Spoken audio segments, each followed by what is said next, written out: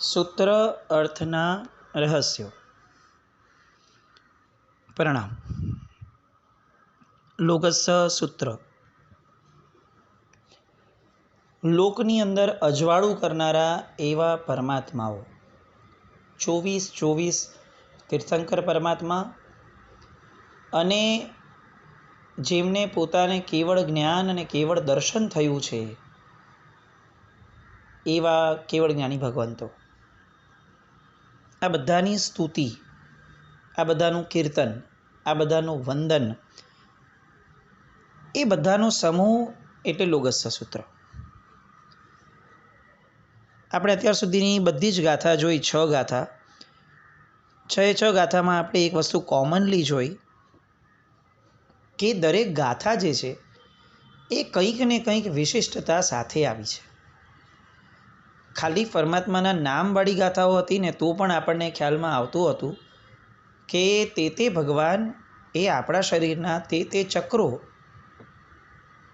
એમને એક્ટિવ રાખવા માટે અને બેલેન્સ કરવા માટે તે ભગવાનનું નામ સ્મરણ પણ મહત્ત્વનું હતું. આપણે ગયા વખતે 6ઠ્ઠી ગાથાના અંતમાં હતા. કિત્તીય વંદીય મહિયા, હે ભગવાન, હું તમને તમારી સ્તુતિ કરું છું, હું તમને વંદન કરું છું અને હું તમને પૂજનીય ગણું છું. તમે મારા દ્વારા સ્તવાયા છો, તમે મારા દ્વારા વંદન કરાયા છો અને તમે મારા દ્વારા પૂજાયેલા છો. પરમાત્મા આપ શ્રી આ જગતના તમામ જીવો દ્વારા અનંતકાળમાં અનંતવાર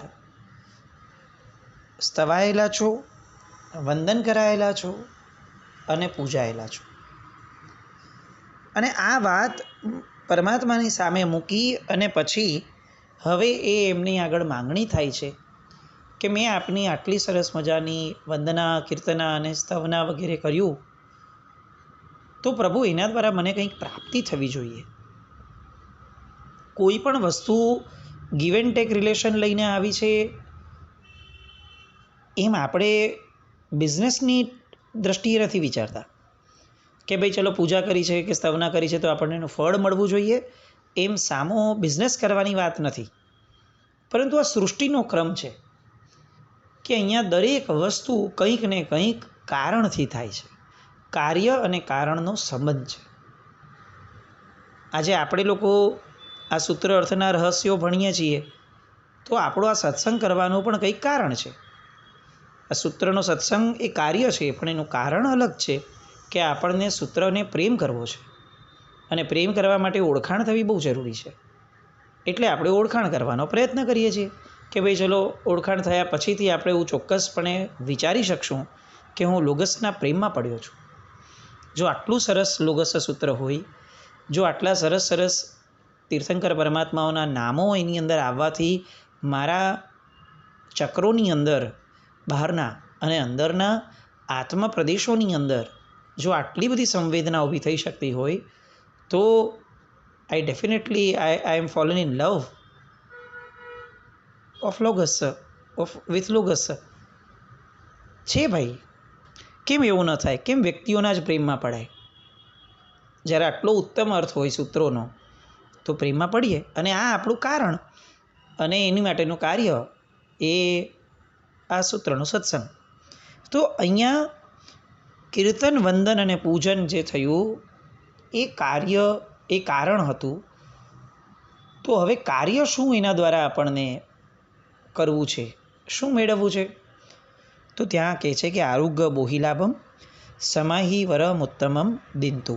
પરમાત્માના શાસનનો એક બહુ સુંદર મજાનો રાજમાર્ગ જે છે એ અહીંયા સ્પષ્ટ કર્યો. શું માંગણી કરી? તો કે આરોગ્ય અને સમ્યક દર્શનનો લાભ તથા ઉત્તમ અને શ્રેષ્ઠ એવી સમાધિનું દાન પ્રભુ તમે મને આપો. છેલ્લો એક વર્ડ લોગસની અંદર બોલાય છે, સિદ્ધા સિદ્ધિમ મમ દિશંતુ. એ બધા સાથે કનેક્ટેડ આવશે. પરંતુ અત્યારે જે આ 2 ગાથાઓ, છેલ્લી 2 ગાથાઓ જે ફળશ્રુતિ સ્વરૂપ ગણી શકાય એમાં આ માંગણી આ ક્રમે કેમ કરી એ પ્રશ્ન ઉપર આપણે અટક્યા હતા. સૌથી પહેલું આરોગ્ય. આરોગ્ય એટલે શું? બહારનું તબિયત સારું રહેવું, બહારથી સ્વસ્થ રહેવું, એ આરોગ્ય. ચાલો એમ પણ આપણે કદાચ વિચાર કરીએ તો એક રૂટિનમાં બોલાતો શબ્દ છે આપણો સ્વસ્થ. તમે કેમ છો? તો એક સારું ગુજરાતી બોલનારો માણસ એમ કહેશે કે ભાઈ હું સ્વસ્થ છું. આ સ્વસ્થનો અર્થ શું? બહુ સામાન્ય રીતે સમજી શકાય કે સ્વ એટલે પોતાનો આત્મા અને સ્થ એટલે રહેવું. તિષ્ઠ જે આપણે ધાતુ છે એના પરથી બનેલો આ સ્થ શબ્દ, સ્વસ્થ એટલે હું મારા આત્મામાં રહું છું. સો આઈ એમ સ્વસ્થ. આ ગુજરાતી ભાષા, એનું ગૌરવ, એની ગરિમા, એનો આનંદ કેટલો બધો છે. આપણે ખાલી કલ્પના કરીએ કે આપણા રૂટિનમાં 24 કલાકમાં આ કેટલી બધી વાર આપણે આ શબ્દોના પેરીફેરમાં આપણે ફરતા હશું. કેમ છો? મજામાં છો.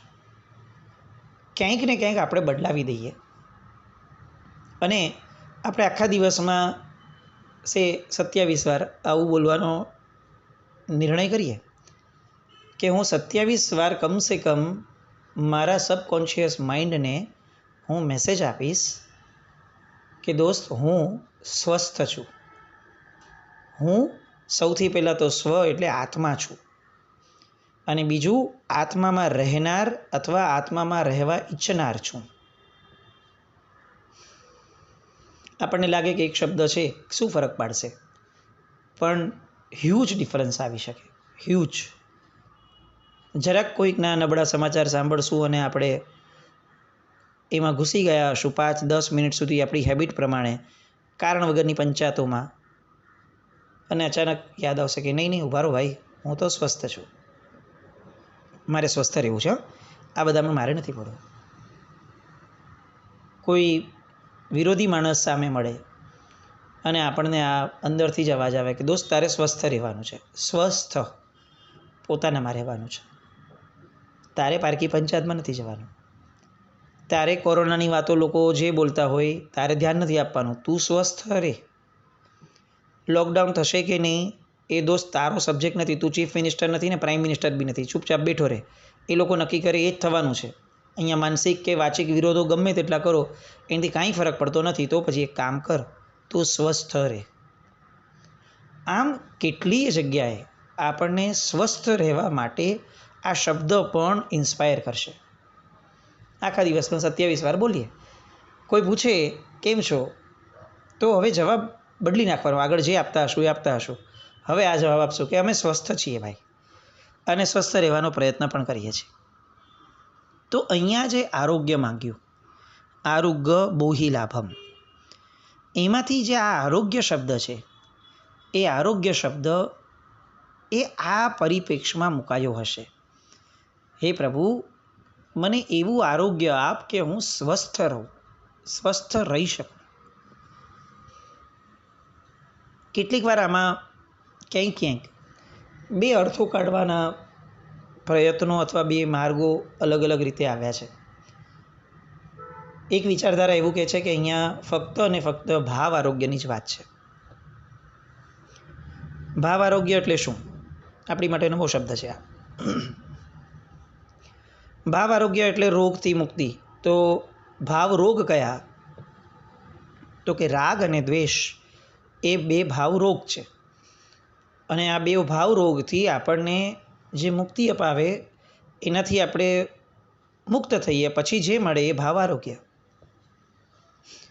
તો અહીંયા આપણને એક વિચારધારા પ્રમાણે વિચાર કરીએ તો આરોગ્ય બોહિ લાભમ શબ્દ બોલીએ ત્યારે ભગવાનને માંગણી કરાય છે કે ભગવાન, મેં તમને આટલા બધા સ્તવ્યા, પૂજ્યા અને વંદન કર્યા, એના બદલામાં સૌથી પહેલાં ભગવાન મને રાગ દ્વેષથી મુક્ત થવાનો માર્ગ અને રાગ દ્વેષથી વિરુદ્ધની જીવનશૈલી આપો.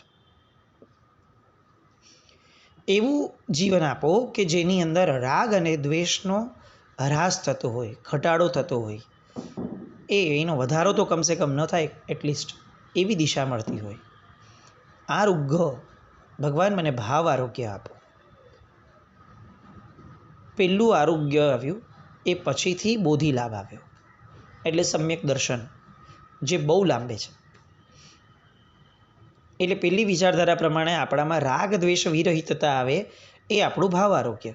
તો અહીંયા આરોગ્ય શબ્દનો અર્થ આપણે ભાવ આરોગ્ય અગર પકડીએ તો રાગ દ્વેષ રહિત. એક વિચારધારા એવી પણ છે કે દ્રવ્ય આરોગ્ય માંગ્યું છે ભગવાન પાસે, કારણ કે આરોગ્ય સારું હોય ને તો શરીર દ્વારા ધર્મ થઈ શકે, અને ધર્મ થશે તો પછી ધર્મના ફળ સ્વરૂપે કેટલીક જે તત્વની નિર્ણિત અવસ્થા પર આવવાનું છે, પરિણતિ અને અધ્યવસાયો કેળવવાની દિશામાં આવવાનું છે, એમાં આપણને આ ધર્મ અથવા ધર્મક્રિયાઓ એ આપણને સહાયક બની શકશે. સો એ દિશામાં એક વિચારધારા લઈ જાય છે આપણને કે અહીંયા આરોગ્ય શબ્દ જે છે ને એ દ્રવ્ય આરોગ્યની માંગણી માટે છે. આ છેલ્લા 1.5 વર્ષ એનાથી સારું આપણને કયો પીરિયડ સમજાવશે કે આરોગ્યની કિંમત શું છે, દ્રવ્ય આરોગ્યની પણ. સતત ભયમાં આપણને રાખવા માટે કમ્પેલ કરતી આજની પરિસ્થિતિ, લાખોને કરોડો લોકો અનેક રોગોથી મરી ગયા હશે, અને તેમ છતાં પણ ક્યારેય આપણા મનમાં તે રોગોનો ભય ઊભો નથી કરાયો. ટીબીથી દર વર્ષે કેટલા લોકો મરતા હશે, વાયરલ ફીવરથી કેટલા લોકો મરતા હશે, કેન્સરથી કેટલા મરતા હશે, પણ એ બધાનો એવો ભય નથી ઊભો કરાયો, અને એના કારણે લોકડાઉન પણ ક્યારે નથી કર્યું, એના કારણે ક્યારે આપણી પર રિસ્ટ્રિક્શન પણ નથી મૂક્યા. પણ આજે અચાનક જ આ એક રોગ કે જેના દ્વારા થયેલા મૃત્યુઓનો આંકડો કદાચ પહેલાં રોગોના મૃત્યુ કરતાં તો ખાસ્સો એવો ઓછો લાગે, અને તેમ છતાંય આપણે ગમે તેમ કરીને ભયમાં રહીએ એવી એક પરિસ્થિતિનું નિર્માણ અત્યારે છે. આવા સમયે સૌથી વધારે ભય જો આપણને કોઈ વસ્તુનો છે તો એ છે આપણા દ્રવ્ય આરોગ્યનો. કેટલી હદ સુધીનો આ આરોગ્યનો ભય કે એને આટલા વર્ષો સુધીની આપણી શ્રદ્ધાને પણ પૂરી કરી નાખી. જેવા કેસીસ વધે એટલે સૌથી પહેલાં આપણને ઘા કરવાનું મન થાય આપણા દેરાસર ઉપાશ્રયો પર. સરકારની ગાઈડલાઈનોનો વિરોધ કરવાની કોઈ વાત નથી, મુદ્દો આપણી શ્રદ્ધાનો છે. દેરાસર ન જઈએ એ એટલું મહત્ત્વનું નથી જેટલું મહત્ત્વનું એ છે કે આપણે એવું માનીએ કે અત્યારે દેરાસર જવા જેવું નથી, આપણે ન જઈએ એ ઠીક છે, એ આપણો પર્સનલ નિર્ણય છે.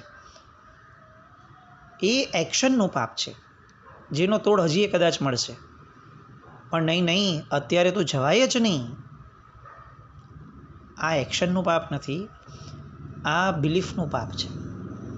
મિથ્યાત્વ આ છે કે જે બિલીફમાંથી આપણને એવો ભય ઊભો કરાવી દે કે જે ભયના કારણે જે ખરેખર આચરવા લાયક અને પૂજવા લાયક છે એ આપણને ત્યાગવા લાયક લાગે.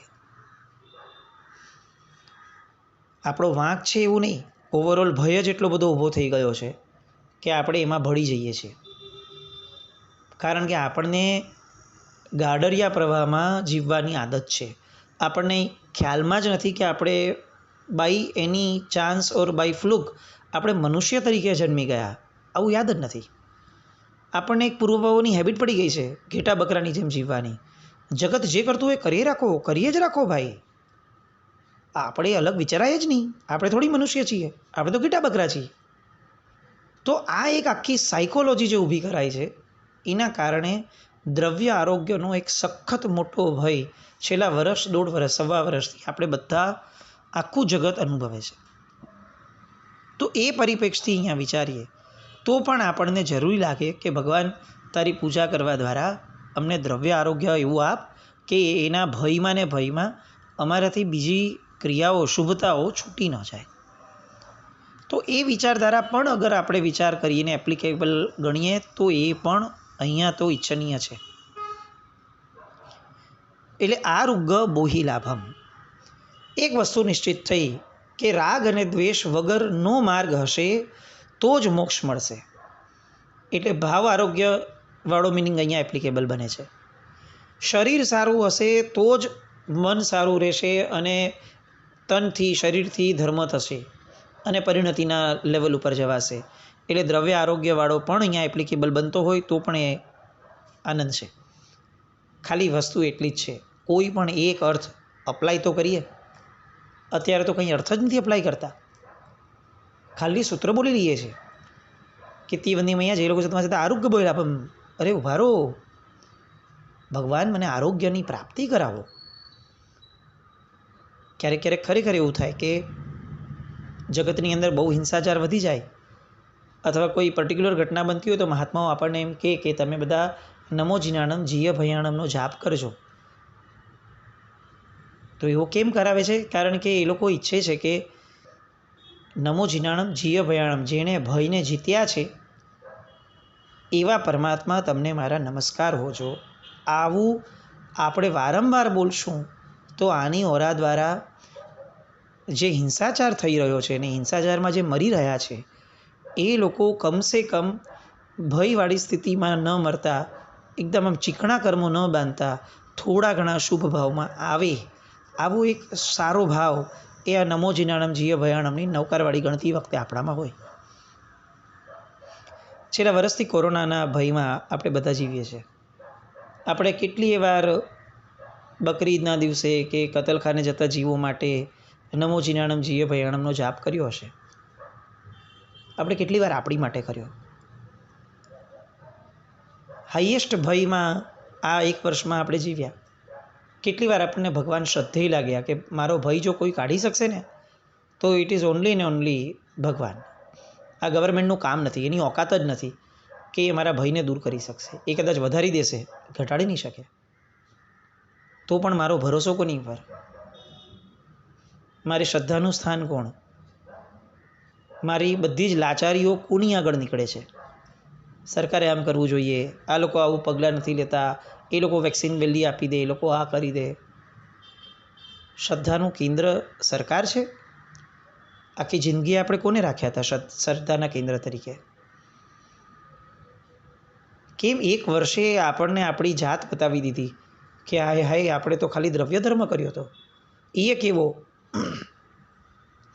આ બધી ઘટનાઓ બહુ જ જરૂરી છે વાગોળવી, કન્ફર્મ કરવી. આરોગ્ય બોહિલાભમ શબ્દ જ્યારે બોલીએ છીએ ત્યારે આ વસ્તુ ખ્યાલમાં આવવું જ જોઈએ કે મને દ્રવ્ય આરોગ્ય પણ મારા ભગવાન આપી શકશે, મને ભાવ આરોગ્ય પણ મારા ભગવાન આપી શકશે.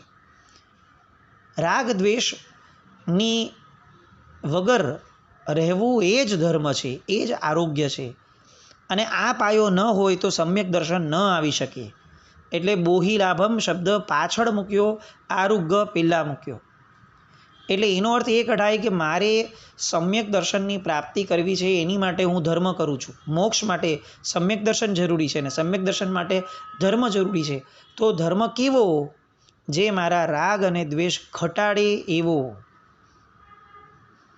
ક્યાંય પણ કોઈ પણ ધર્મક્રિયા કે ધર્મગુરુ એ મારી માટે અગર મારા રાગ દ્વેષ વધારવાનું કારણ બને છે તો એ મારું આરોગ્ય નથી.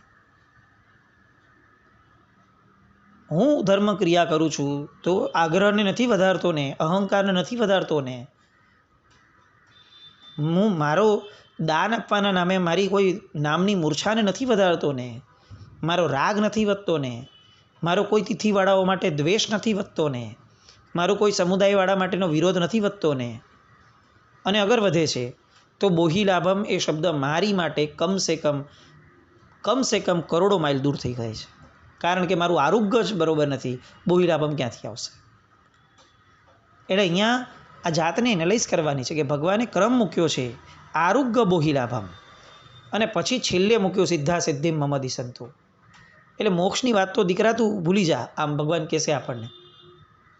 તું પહેલાં આરોગ્યવાળા લેવલ પર આવ, પછી મોક્ષની વાતો કરજે. આ બહુ જ ઇમ્પોર્ટન્ટ વસ્તુ છે. આપણને ભાવ આરોગ્યની ચિંતા થવી જ જોઈએ. દ્રવ્ય આરોગ્યની પણ ચિંતા થતી હોય તો કશું ખોટું નથી, જરૂરી છે. શરીર એ જ ધર્મનું સાધન છે. પણ દ્રવ્ય આરોગ્ય માટેની આપણું સમર્પણનું સ્થાન, આપણી શ્રદ્ધાનું સ્થાન એ પરમાત્મા હોવું જોઈએ. કોઈ ડૉક્ટર ન હોવા જોઈએ કે જે ક્યારે શું કરશે એની કોઈ ગેરંટી નથી. આપણે આ 1 વર્ષમાં 1.5 વર્ષમાં આપણી શ્રદ્ધાઓને ક્યાંય બદલાવી નથી દીધી ને, એ ખરેખર આજે ચેક કરવા જેવું છે. 1 વર્ષમાં 1.5 વર્ષમાં આપણે આપણી શ્રદ્ધાઓને ક્યાંય બદલાવી નથી દીધી ને, એ ખરેખર આજે ચેક કરવા જેવું છે. 1 વર્ષમાં 1.5 વર્ષમાં આપણે આપણી શ્રદ્ધાઓને ક્યાંય બદલાવી નથી દીધી ને, એ ખરેખર આજે ચેક કરવા જેવું છે. દેરાસર ઉપાશ્રયો જે આપણી માટે પૂજનીય હતા કે નહીં, કે ફક્ત આપણે મશીનની જેમ પૂજા કરવા જતા હતા? આપણને પરમાત્મા પ્રત્યે ખરેખર શ્રદ્ધા હતી ને? આ જાતને બહુ જ ઢંઢોળવા જેવી છે આજની પરિસ્થિતિઓ.